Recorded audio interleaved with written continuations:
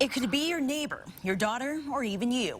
Spokane has the highest rate of domestic violence in the entire state. And even with that shocking statistic, tonight we found out that one group will now get less money to help.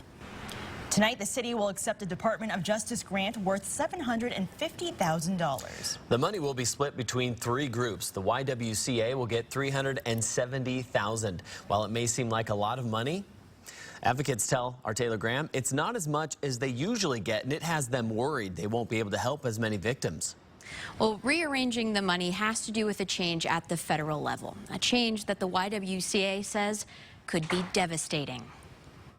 Police, deputies, victim advocates, no matter where they work, they all want the same thing. We want to be their advocate. We want to see them through this court process, and we want to stop them from being victimized. And for the most part, a 3-year, $750,000 federal grant from the Department of Justice has made that goal more manageable. Our advocates really support victims in and through that really difficult and emotional process. But YWCA CEO Regina Malvo says her job just got a lot harder. Increasingly, we see that we are really being asked to do more with fewer resources. The Trump administration just changed the grant's criteria, meaning for the first time in 6 years, the YWCA will see a 25% cut in that grant money. Now victim services can only receive 50% of that funding, which unfortunately has meant we have had to reduce staff in that department. Less staff, Malvo says, will likely create burnout as resources are spread thin.